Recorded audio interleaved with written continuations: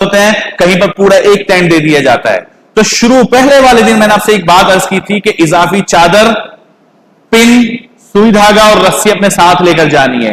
वो खास करके इस दिन आपको काम आएगी कि अगर आपको ऐसा खेमा मिल जाता है, ऐसा टेंट मिल जाता है जिसमें मर्द और खवातीन दोनों एक साथ है, तो वो चादर आपको बीच में बांधने के काम आएगी कि मर्द हज़रात एक तरफ बैठ जाए, खवातीन एक तरफ बैठे, क्योंकि पूरा दिन गुजारना है, आप आराम भी वहां पर करेंगे, सोएंगे भी और इबादत भी करेंगे, तो दोनों अलग अलग होंगे। तो खवातीन भी जो है बिल्कुल आसानी के साथ अपनी इबादत कर सके, कुछ देर वो आराम भी कर सके। तो ये छोटी छोटी चीजें बताई थी, जरूर अपने साथ वहां पर लेकर जाए। मिना से अरफात आपने जाना है किस दिन? 9 ज़िलहज्जा की फजर आपने पढ़ ली, उसके बाद थोड़ा सा उजाला हो जाए यानी सूरज निकल जाए। सूरज निकलने के बाद तलबिया पढ़ते हुए अरफात चले जाना आपने।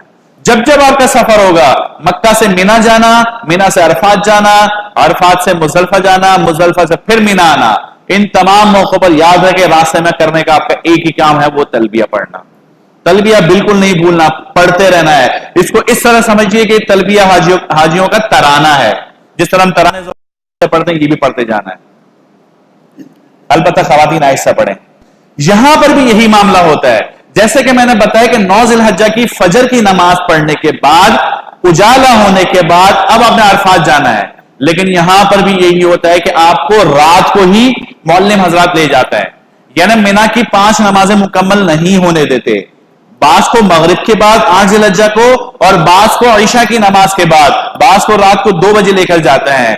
तो चले जाएं उनके साथ, यहां भी आपने झगड़ना नहीं, इसलिए कि मिना में ठहरना कोई फर्ज और वाजिब नहीं है, सुन्नत अमल है। और सुन्नत को इस वजह से छोड़ा जा सकता है कि दूसरों के लिए राहत का सबब बन रहा है आप। क्यों? तमाम हाजियों को मिना से अरफात मुंतकिल करेंगे वो, और बसें कम होती है। जब बस यहां से निकलती है मिना से अरफात, यहां से जाकर वापसी आने का जो कम से कम वक्त होता है वो 1.5 घंटा होता है। अब सोचें 1.5 घंटे में वो बसें वहां से जाकर वापस आती हैं तो कितना वक्त लगेगा? अगले दिन जाकर शाम को पूरी हो जाती है वो। तो अगर आपको एक दिन पहले ले जाएं तो चले जाएं, उनके साथ झगड़ना आपने नहीं है।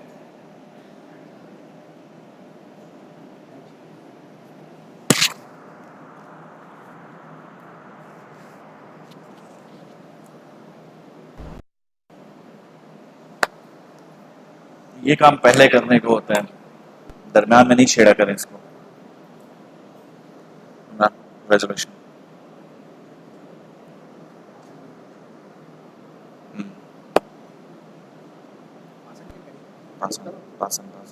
पहले तार खींचो, तार वहां से खींचो, पहले तार खींचो, पीछे करो इसको, पीछे।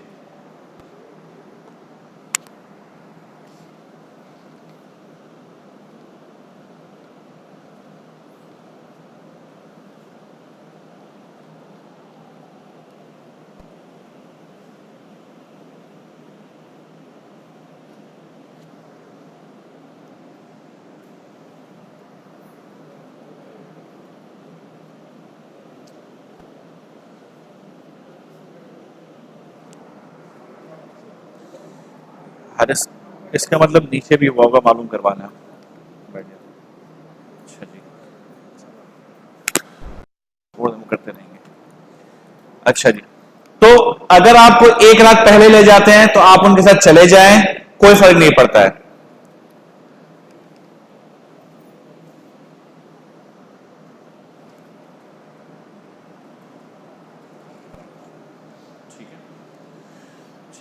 वुकूफ अरफात का वक्त, मिना का तो कोई खास वक्त है नहीं, वहां पर किसी भी वक्त जाते हैं और अब कोई मसला नहीं है वहां पर। ये दरवाजा सामने बंद कर, रोशनी आंखों में आ रही है, सामने वाला दरवाजा, ये सामने वाला दरवाजा जी, जज़ाकल्लाह। वुकूफ अरफात का वक्त 9 ज़िलहज्जा ज़वाल के बाद, यानी यौमुल अरफा जिसको कहा जाता है, हज वाला दिन, ज़वाल के बाद से, तवज्जो यहां पर रखें, छोड़ देना करने जो करते हैं, ज़वाल के बाद से 10 ज़िलहज्जा की सुबह सादिक तक, 9 ज़िलहज्जा ज़वाल के बाद 10 ज़िलहज्जा सुबह सादिक तक, ये वो वक्त है कि इस दौरान लम्हे भर के लिए अरफात के मैदान में पहुंचना जरूरी है। अरफात के मैदान के लिए 2 बातें जहन में रखिए। एक है फर्ज वक्त, इसको गौर से समझिए, गलती ना कर जाइएगा, क्योंकि इस दिन का ताल्लुक आपके हज से है। यहां गड़बड़ हुई तो हज ही खत्म हो गया। अगले साल फिर आना पड़ेगा। तो इस बात को अच्छी तरह समझिए। अरफात के मैदान में दो बातें हैं, एक तो अरफात का फर्ज वक्त है वकूफ का, एक है वाजिब वक्त। फर्ज से मुराद यह है कि थोड़ी सी देर के लिए, लम्हे भर के लिए वहां पर आप पहुंच गए, आपका हज हो गया। 9 ज़ुल्हज्जा जवाल के बाद, यानी वहां पर जोहर से 10-12 मिनट पहले जो अजानें होती हैं वहां पर, उससे 10-12 मिनट पहले, उस वक्त से अगले दिन की सुबह सादिक तक लम्हे भर के लिए आप अरफात में पहुंच गए, आपका हज हो गया। तो यहां तक का मामला तो सही है। लेकिन अब है अगली बात इसका वाजिब वक्त क्या है। 9 ज़ुल्हज्जा जवाल के बाद से सूरज गुरूब होने तक, यानी उसी दिन मगरिब के वक्त तक अरफात के मैदान में रहना वाजिब है। अगर आप मगरिब से पहले निकल गए किसी भी वजह से, मजबूरी में, किसी काम से, या ऐसे मटर गश्त करने निकले में भटकते हुए बाहर निकल गए, तो आप पर दम लाजिम हो जाएगा। हज तो हो जाएगा इसलिए कि लम्हे भर के लिए अरफात के मैदान में आना फर्ज था, वो आप आ गए। अब उसमें आप चाहे बैठे हैं, सोए हैं, चलते हुए आए, दौड़ते हुए आए, हवाई जहाज से आए, नीचे को स्ट्रेचर पर लेकर आ रहा है, बेहोशी की हालत में आ रहा है, इन तमाम मामलात में आपका वकूफ अरफा हो गया, फर्ज आपका अदा हो गया। लेकिन उस दम से बचने के लिए वाजिब वक्त पूरा गुजारना जरूरी है। वो क्या है कि गुरूब होने तक आपने पर रहना है। क्या मसला है? ये काम पहले किया करें, बीच में तंग ना किया करें लोगों को। सूरज गुरूब होने से पहले सूरज गुरूब होने तक आपको अरफात के मैदान में रहना वाजिब है। अगर इससे पहले निकल गए तो दम लाजिम आ जाएगा। दूसरी सूरत यह है कि किसी वजह से आप बाहर चले गए तो कोशिश करें दोबारा मैदान में आ जाएं। दोबारा मैदान में आ गए, गुरूब होने तक ठहर गए तो दम साकित हो जाएगा, खत्म मामला हो गया। तो खुलासा यह हुआ कि लम्हे भर के लिए आना फर्ज और जवाल से लेकर गुरूब तक ठहरना वाजिब है। किसी वजह से निकल गए तो वापस आ जाएं, वापस नहीं आते तो दम देना पड़ जाएगा, लेकिन हज आपका हो जाएगा। अरफात का पूरा मैदान कहीं भी वकूफ कर सकते हैं। जो पीले बोर्ड्स मैंने बताया, इनके दरमियान किसी भी जगह बैठकर आप वकूफ कर सकते हैं। अलबत्ता एक है वादी औराना, ये वादी औराना है, ये मस्जिद नमीरा है। मस्जिद नमीरा की दीवार के बिल्कुल मुत्तसिल एक मैदान सा है, बड़ी सी वादी है, वादी औराना है। यहां ठहरना जायज नहीं है, इसलिए कि यह अरफात के मैदान से बाहर का हिस्सा है, यह अरफात के मैदान में शामिल नहीं है। तो चूंकि मैदान से बिल्कुल मुत्तसिल वादी है ये, तो लोग गलती से यहां पर जाकर ठहर जाते हैं। तो जो यहां पर ठहरेगा तो फिर अपना वक्त देख लेगा किस वक्त ठहरता है, अरफात के मैदान में गया है नहीं गया, उस एतबार से मसला पूछ सकता है वो। तो इस वादी में ठहरना जायज नहीं है। यह मस्जिद नमीरा, इस स्लाइड को भी अच्छी तरह समझिए। मस्जिद नमीरा, सवाल भी मुझसे होता है ये, चूंकि वहां पर इमाम, हज का इमाम 2 नमाजें इकट्ठी पढ़ाता है, हज का खुतबा भी यहीं से होता है, जोहर और असर जमा करके पढ़ाते हैं वहां पर। तो लोग उस नमाज को पढ़ने के शौक में वहां पर जाते हैं। जब वहां पर जाते हैं तो बहुत सारी मुसीबतें सर पर लेकर आते हैं, बहुत सारी, एक नहीं बहुत सारी। 1-2 का तस्करा सिर्फ करूंगा मैं यहां पर, ताकि उस शौक को आपको यहीं पर मार दूं, वरना ये शौक खत्म नहीं होता उमन। क्यों? हमारे जहन में बहुत सारा सवाब लेने का चक्कर होता है, वो सवाब लेने के चक्कर में मुसीबत सर पर लाते हैं। वो क्या? पहली बात तो समझिए कि यहां पर 2 नमाजें पढ़ना उलमाए अहनाफ के नजदीक वाजिब नहीं है, सिर्फ सुन्नत का दर्जा रखता है, पहली बात। दूसरी बात, अगर आप वहां पर जाएंगे तो मैंने पहले ही आपको अर्ज किया है कि अरफात के मैदान में को कोई खास नंबर वगैरह नहीं होता है। वहां पर अगर आप गए, पीछे बीवी को, घर वालों को, अम्मा अब्बा को छोड़ कर गए, वापसी नहीं पहुंचेंगे। हमारे साथ भी यही हुआ था, अल्हम्दुलिल्लाह हुआ था, और पूरे खानदान को हम लेकर चले थे, हम भी परेशान, वो भी परेशान। मीना जाकर मिले थे दोबारा। वो तो अल्लाह का शुक्र है, कुछ जवान हमारे साथ ऐसे से समझदार जिन्होंने जाकर उनको ढूंढ लिया था, वरना नहीं मिलते हैं। और बीवी अगर अकेली रह गए ना खाने में तो अल्लाह की पनाह है, थोड़ी सी डब्बा हो गई तो वहीं से आपको वहीं दफना कर वापस आना पड़ेगा। तो ना जाए वहां पर, कोशिश ना करें अरफात के मैदान में या मस्जिद नमीरा जाने की कोशिश ना करें, कोई फर्ज नहीं है वहां पर। तो पहली मुसीबत तो ये। दूसरी मुसीबत यह है कि जैसे आपको लाइन नजर आ रही है मस्जिद नमीरा की, मस्जिद नमीरा का ये जो हिस्सा है, ये अरफात के मैदान के अंदर है। ये हिस्सा बाद की एक्सटेंशन है, बाद में इजाफा हुआ। ये अरफात के मैदान, अरफात की हुदूद में है ही नहीं, शामिल ही नहीं है। ये एक्सटेंशन बाद की है। अंदर बोर्ड भी लगे हुए हैं मस्जिद के अंदर, लेकिन हम गफलत करते हैं, हम देखते नहीं है। अंदर जाने के शौक में जो बंदा यहां पर नमाज पढ़ने जाता है, दो कामों में से एक काम जरूर करता है, या तो उस पर दम वाजिब हो जाता है या उसका हज ही फासिद हो जाता है। हज फासिद कैसे होता है? चूंकि हम एक रात पहले पहुंचते हैं वहां पर, एक रात पहले पहुंचकर अरफात के मैदान से होते होते हम वहां पर पहुंच जाते हैं। तो अरफात के वकूफ का जो वक्त है वो जवाल के बाद शुरू होता है। पहले यहां पर आप कुछ भी करते रहे, नमाजें पढ़ पढ़ के मुसल्ला खत्म कर दे, लेकिन वो वकूफ आपका शुरू नहीं हुआ।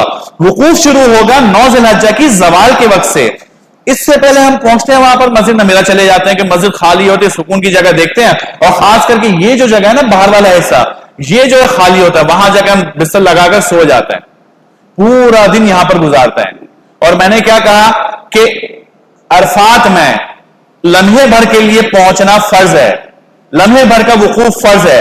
अब वो फर्ज हुआ नहीं, फर्ज नहीं हुआ तो क्या हुआ? हज खत्म, हज ही नहीं हुआ, अगले साल दोबारा आए, मामला खत्म। या दूसरी सूरत यह होती है कि यहां बाहर वाले हिस्से में आप आए और लम्हे भर के लिए कुछ देर के लिए यहां पर भी आ गए, तो क्या होगा? यहां पर आने के बाद आप यहां पर आ गए, यहां से मगरिब को निकले, चूंकि यहां से रास्ता आसान है जाना, तो मगरिब को यहां से निकले, तो जो वाजिब वक्त आपने ठहरना था अरफात में, वो नहीं ठहरे। जब वो नहीं ठहरे तो दम देना पड़ जाएगा, 450 रियाल बकरा। पीछे बीवी परेशान, पहुंच नहीं पाएंगे, 450 रियाल का बकरा कम से कम दर्जा, नहीं तो हज गया। तो यहां जाने की कोशिश ना करें, बिल्कुल भी नहीं जाना हमने यहां पर। तो बाहर एक छोटी सी तंबीह थी जो बताना जरूरी थी यहां पर। ये एक मंजर है छोटा सा, हुज्जाज पैदल भी जा रहे होते हैं, यहां से जाना चाहे जा सकते हैं, ज्यादा नहीं है, 6.5 किलोमीटर का फासला है। यहां पर भी हम ये करते हैं, मर्द और औरतें मखलूत इज्तिमा, मखलूत दुआएं मांगते एक साथ खड़े होते हैं। हमने ये भी देखा है कि खवातीन जो अपने मर्दों के हाथों में हाथ रखकर दुआएं मांग रही होती है।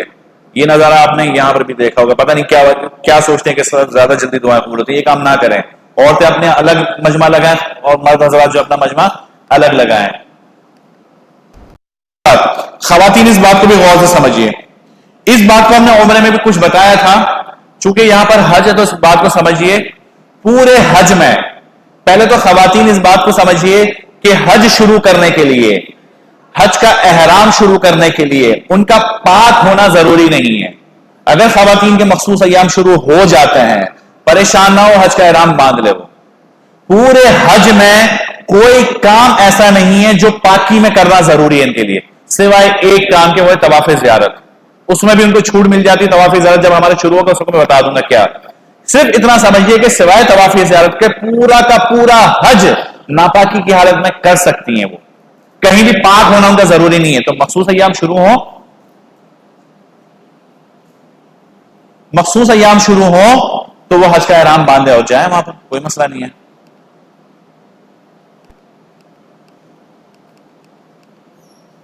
जबल रहमत के बारे में कल बता चुका था कि अरफात के मैदान में पहाड़ी है, ऊपर चढ़ने की कोशिश ना करें, हाजी गिर जाते हैं वहां से चोटें लगती हैं, तो यहां पर भी चढ़ना कोई फर्ज वाजिब नहीं है। तो इसकी तफसील हम कल कर चुके हैं। तो अरफात के मैदान में हमने रहना था 9 ज़िलहज्जा की ज़वाल से 9 ज़िलहज्जा के गुरूब तक। उसके बाद हमने मुज़दलिफा जाने की करनी है। मुज़दलिफा जब रवाना होंगे तो वहां पर भी वही मामला, सबसे पहले हमने बोर्ड देखना है कि हम मुज़दलिफा में पहुंच चुके नहीं पहुंचते। यहां सबसे ज्यादा गड़बड़ होती है, अरफात में भी इतनी गड़बड़ नहीं होती, जो गड़बड़ मुज़दलिफा में होती है। यहां या तो हाजी मिना की हुदूद में पहुंच जाता है या मुज़दलिफा से पहले ही बाहर कहीं वकूफ कर रहा होता है, मुज़दलिफा में पहुंच ही नहीं पाता है। तो मुज़दलिफा में जो वकूफ वाजिब है, अगर नहीं करेंगे तो दम लाजिम आएगा। तो मिना में जैसे ब्लू बोर्ड थे, अरफात में पीले बोर्ड थे, मुज़दलिफा में ये जामनी रंग के बोर्ड है। तो इन बोर्डों को याद कर लें कि कहां पर किन बोर्डों को हमने देखना है। इन बोर्ड्स को देखते हुए वहां पर हमने अपना कयाम करना है। अरफात में हमने गुरूब आफ्ताब का इंतजार करना है, गुरूब से पहले हमने नहीं निकलना। फिर तलबिया कहते हुए, जिक्र अस्कार करते हुए हमने मुज़दलिफा की तरफ रवाना होना है। याद रखिए यहां पर मगरिब की नमाज पढ़ेंगे नहीं, निकलेंगे हम कब? गुरूब के बाद, गुरूब होने के बाद, लेकिन नमाज नहीं पढ़ेंगे। नमाज हम आगे जाकर पढ़ेंगे, मुजदलिफा में पहुंचकर पढ़ेंगे। बाज लोग यहां रास्ते में पढ़ते हैं, बाज लोग अरफात में पढ़ते हैं, दोनों की नमाज नहीं होती है। इसलिए कि यह पहला मौका है, बल्कि इकलौता मौका है जब अल्लाह रब्बुल इज्जत का हमें इरशाद है। वैसे तो पूरे साल हमारी जिंदगी में हमें अल्लाह ने कहा कि जब नमाज का वक्त दाखिल हो तो नमाज पढ़ लो, सूरज गुरूब हो मगरिब की नमाज पढ़ लो। यहां पर हमें हुक्म है कि नमाज नहीं पढ़नी।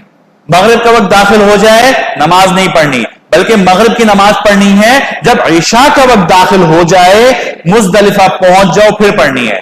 यानी इस दिन की नमाज के लिए दो ताकीदा में, एक तो ये कि मकाम कहीं नहीं पढ़नी हाजी ने, किसी जगह नहीं सिवाय मुजदलिफा के, और दूसरी ताकीद यह है कि किसी भी वक्त में नहीं पढ़नी, ईशा का वक्त दाखिल होने के बाद पढ़ेंगे।